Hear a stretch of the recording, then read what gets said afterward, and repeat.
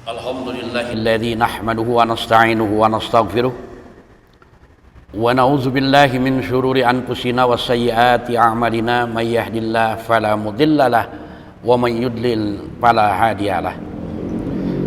Asyhadu an la ilaha illallah wahdahu la syarikalah wa asyhadu anna Muhammadan abduhu wa rasuluh. Amma ba'du. Hadirin ikhwatu iman, pemirsa kajian online pimpinan cabang Persatuan Islam Bale Endah yang dimuliakan Allah. Alhamdulillah, puji dan syukur kita panjatkan kehadirat Allah yang masih memperkenankan kita untuk dapat bersama-sama menjalani salah satu di antara sejumlah kewajiban yang Allah tentukan dan Rasul contohkan, yakni ibadah saum. Ibadah saum tahun kali ini memasuki hari yang terakhir, yang tentu saja bagi kita sebagai umat Islam yang mengerti dan paham akan bersikap seperti halnya Rasulullah Sallallahu Alaihi Wasallam, di mana beliau ketika Ramadan akan berakhir seringkali beliau menangis. Kenapa? Sebab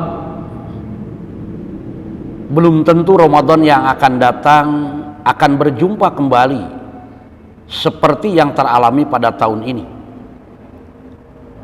Yang kedua, akan berpisah dengan syahrun mubarakun, bulan yang penuh dengan barokah, syahrun azimun, bulan yang mulia, dan juga julukan-julukan lain yang diberikan terkait dengan Ramadan yang tidak akan ditemui di bulan yang lainnya. Maka sudah sewajarnya kalaulah Rasulullah Sallallahu Alaihi Wasallam beliau menangis di akhir-akhir bulan Ramadan. Dan tentu saja bagi kita pun demikian, karena akan ditinggalkan dengan bulan yang penuh dengan berbagai makna, dengan berbagai keutamaannya, dan juga Ramadan yang akan datang belum tentu dapat kita jalani, dapat kita alami, baik karena sudah habis jatah umurnya ataupun pada saat Ramadan kembali datang kita sudah tidak dapat melakukan Ramadan seperti Ramadan kali ini. Oleh karenanya kita berharap Ramadan kali ini menjadi Ramadan yang terbaik bagi kita, dan kita akan menjalani hari-hari setelah Ramadan yang mudah-mudahan berjumpa kembali dengan Ramadan yang akan datang. Juga menjadi Ramadan yang menjadi magfirah, seperti yang dinyatakan oleh Rasulullah Sallallahu Alaihi Wasallam, bahwa dari Ramadan yang satu ke Ramadan yang lainnya menjadi penghapus dosa-dosa dari diri kita masing-masing. Ikhwati iman, pemirsa kajian online yang dimuliakan Allah, di akhir bulan Ramadan ini kita akan mencoba untuk merenung terkait dengan hari yang akan kita jalani, yaitu dengan Idul Fitri. Yang tentu saja Idul Fitri bagi kita bukan hanya pengulangan kejadian seperti Idul Fitri yang telah lalu dan akan diulang kembali ketika kita masih diberi kesempatan oleh Allah. Tapi Idul Fitri mempunyai makna tertentu seperti ungkapan dan sebutannya. Id dan Fitri, dua ungkapan yang digandengkan oleh Allah melalui Rasulnya.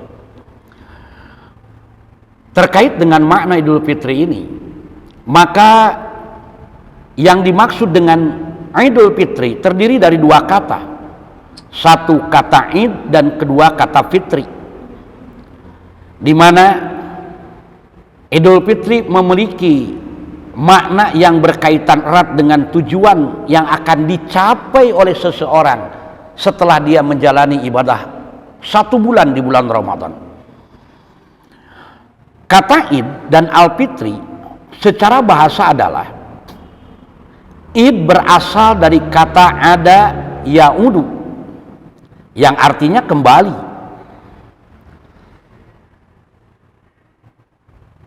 Hari raya disebut juga Id karena hari raya terjadi secara berulang-ulang dan dimeriahkan oleh orang-orang yang melaksanakan saum setiap tahun pada waktu yang sama, artinya 1 Syawal.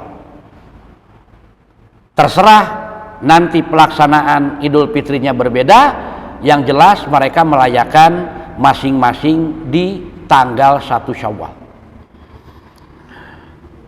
Ada juga yang mengatakan bahwa kata Id itu merupakan turunan kata dari al-adah yang artinya kebiasaan, adat istiadat. Kenapa?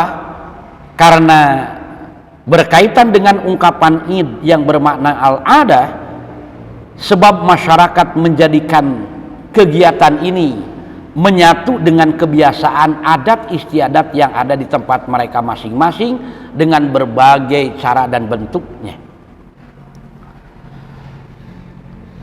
Kemudian kata fitri itu sendiri bisa bermakna, fitriyun itu adalah berbuka saum, dan juga bisa bermakna fitriyun itu dengan makna suci, tergantung nanti bagaimana orang memaknainya. Makanya kalau kita melihat dua ungkapan yang tadi, Idul Fitri artinya kembali kepada kesucian, kembali berbuka. Disebut kembali berbuka karena selama 1 bulan penuh mereka melaksanakan ibadah saum, dan dengan datangnya Idul Fitri kembali mereka melaksanakan aktivitas. Tidak seperti bulan Ramadan, bisa makan, bisa minum, hubungan badan di waktu siang hari. Kemudian kalau kita melihat ungkapan yang lainnya, yang barangkali lebih mengena adalah kembali kepada kesucian. Kenapa? Sebab selama 1 bulan penuh orang-orang mukmin, orang-orang muslim, mereka ditarbiyah, dididik sedemikian rupa, menahan lapar, haus, hubungan badan di siang hari, menjadikan kesabaran untuk menunggu waktu berbuka dan lain sebagainya sebagai bagian dari kesempurnaan ibadah saum itu sendiri. Makanya ketika orang memasuki Idul Fitri, maka dengan masuknya kepada Idul Fitri tersebut menjadikan seseorang kembali suci, bersih, karena sudah dibersihkan dari dosa-dosa yang telah lalu, dibersihkan dari kesalahan-kesalahan yang pernah dia lakukan. Namun tentu saja, kapan Idul Fitri itu menempel pada diri seseorang, kapan Idul Fitri menjadi kembali suci, tentu tidak semuanya orang-orang yang melaksanakan saum akan mengalami hal seperti yang diungkapkan dengan istilah tadi. Sebab nanti baru orang kembali kepada kesucian manakala seseorang menjalani ibadah saumnya dari awal hingga akhir sesuai dengan tuntunan, sesuai dengan tuntutan. Sebab kita seringkali melihat orang yang melaksanakan saum tidak jelas titik pemberangkatannya. Ketika orang melaksanakan saum tidak mengetahui apa latar belakangnya. Dan ketika orang melaksanakan saum, dia melaksanakan hanya bagaimana orang banyak mengerjakan, bukan dikarenakan keilmuan. Makanya berbeda-beda buah dari ibadah saum yang dialami satu dan orang yang lainnya. Makanya kenapa ungkapan yang berkaitan dengan berita tentang status hukum saum, kutiba alaikumusiyam kama kutiba alal ladzina min qablikum, di akhirnya dengan ungkapan la'allakum tattaqun. Artinya dengan saum itu sendiri akan mewujudkan manusia takwa. Tapi belum tentu orang yang melaksanakan saum menjadi orang-orang yang muttaqin. Makanya kalimatnya itu la'alla, menunjukkan berbeda buah yang akan didapatkan oleh seseorang. Oleh karena itu, makna Idul Fitri baru dapat terasa oleh seseorang manakala ketika dia mengawali ibadah saumnya itu sangat jelas sekali. Apa? Liman, karena siapa dia saum. Sebab ungkapan ini seringkali pada diri seseorang berbeda. Dalam arti ada orang yang melaksanakan saumnya bukan karena kesadaran diri, melaksanakan saumnya bukan karena dorongan keyakinan, akan tetapi lebih cenderung karena dorongan kebiasaan, atau karena adanya lingkungan keluarga yang semuanya melaksanakan saum, yang semuanya mengerjakan ibadah seperti yang dia lakukan, tapi dia sendiri tidak menjadikan saum itu dilandasi dengan landasan yang jelas. Apa? Lillah. Makanya kenapa kalau kita perhatikan Rasulullah Shallallahu Alaihi Wasallam mengingatkan kepada kita sebelum kita mengerjakan ibadah saum, Rasul sudah mengingatkan apa? Man shoma ramadhana imanan wahtisaban. Ungkapan imanan dan ihtisaban, dua ungkapan yang bergandengan. Artinya imanan, melaksanakan saumnya harus dengan dasar keimanan. Kalau bukan dasar keimanan, sungguh satu hal yang percuma orang mengerjakan ibadah saum, menahan lapar, menahan haus, hubungan suami istri waktu siang, tapi dia tidak mendapatkan apa-apa. Makanya ada hadis yang menyatakan, barang siapa yang saum bulan Ramadan, barang siapa yang melaksanakan qiyamul Ramadan bukan karena imanan, kesananya ihtisaban, mengharapkan ridho pahala dari Allah, maka dia hanya mendapatkan kelelahan saja dari qiyamul Ramadan, hanya mendapatkan haus dan lapar saja dari menahan makan dan minumnya, tidak ada pengaruh kepada jiwanya. Makanya nanti ibadah saum yang seperti inilah yang jelas latar belakangnya, dasarnya, titik pemberangkatannya yang akan berbuah apa? Ghufira lahu ma taqaddama min dzanbi, yang akan menjadikan orang itu dihapus dosanya oleh Allah dari dosa yang telah lalu. Makanya kenapa Rasul menggunakan kalimat ghufira dari kata ghafaro, di mana ungkapan Goparo ini, magfiro ini adalah merupakan buah dari pekerjaan yang dilakukan seseorang yang dengan pekerjaan itu terhapus. Sebab nanti ada ungkapan yang berbeda yang maknanya sama. Apa? Yaitu al-afwu. Artinya merupakan ungkapan yang semakna jika dialih bahasakan dengan kalimat gofaro, diampuni.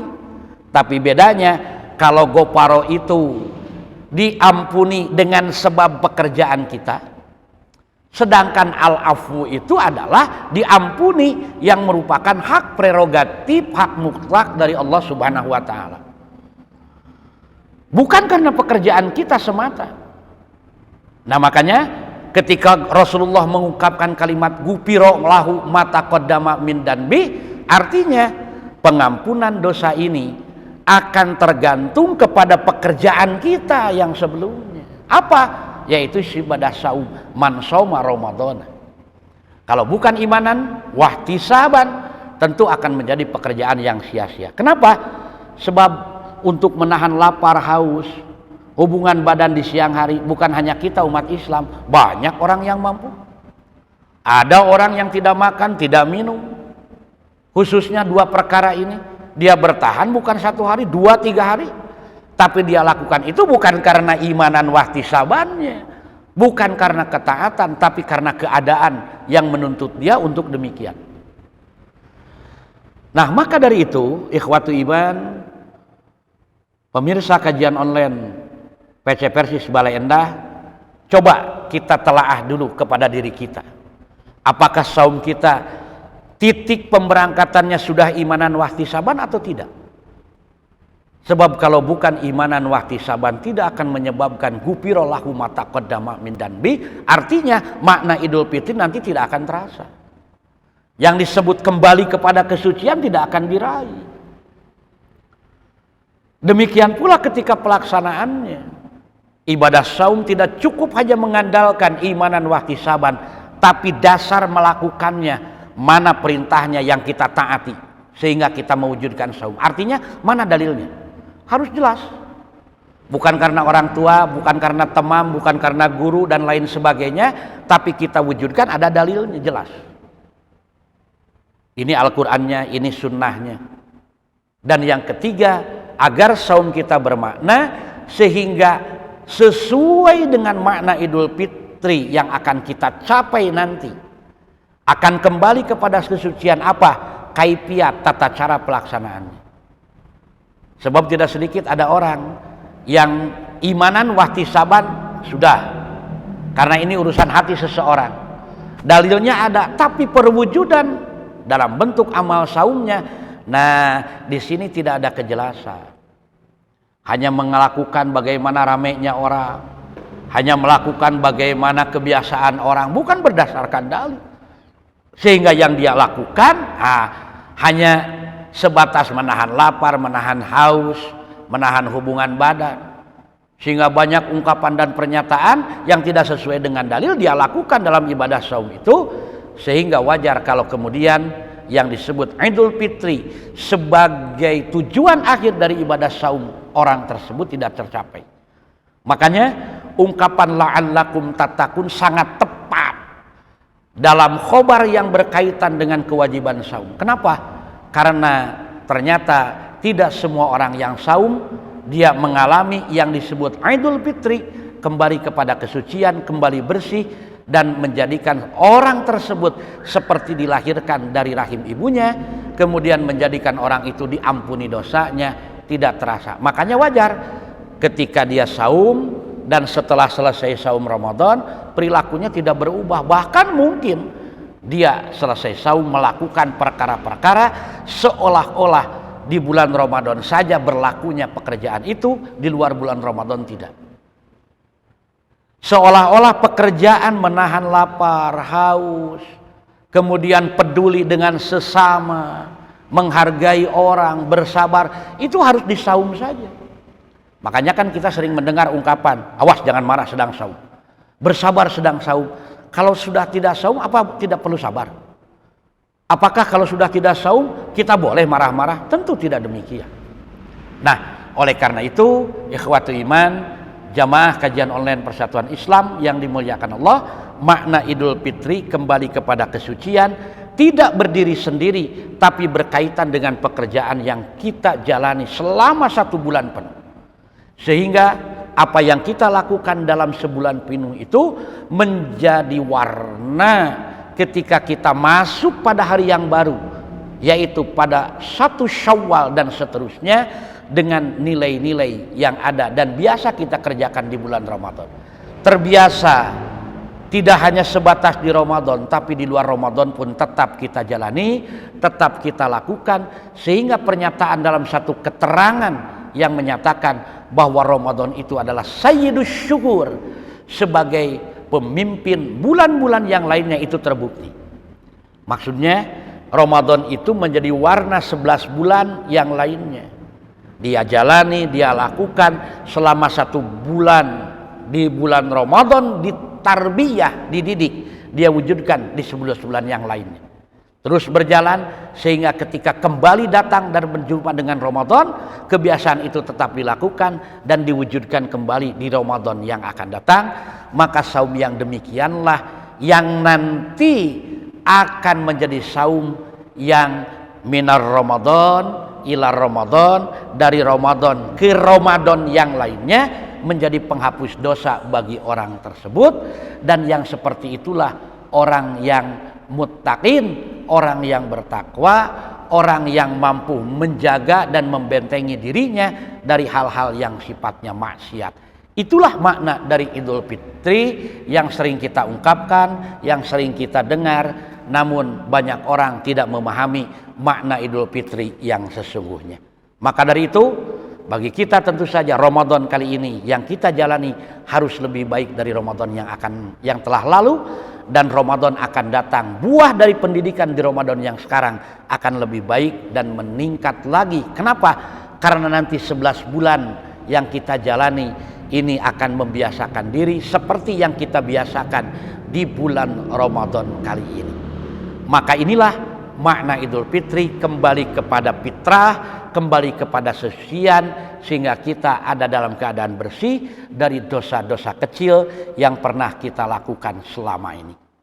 Mudah-mudahan ibadah saum yang kita jalani menjadi saum yang betul-betul membentuk pribadi yang muttaqin, sehingga di 1 Syawal kita seperti ungkapannya Idul Fitri kembali kepada kesucian. Itu yang dapat saya sampaikan di akhir program kajian Ramadan pimpinan cabang Persatuan Islam Bale Endah. Tidak lupa kepada ikhwatu iman, anggota simpatisan dan umat Islam yang ikut mendengarkan, mengkaji dengan seksama kajian online yang kami selenggarakan. Kami ucapkan terima kasih. Tidak lupa kami sampaikan doa tahniah, taqabbalallahu minna wa minkum. Semoga Allah Subhanahu wa taala menerima amal ibadah kita semuanya. Amin ya rabbal alamin. Rabbana la tuzigh qulubana ba'da idh hadaitana wa hab lana min ladunka rahmah innaka antal wahhab. Assalamualaikum warahmatullahi wabarakatuh.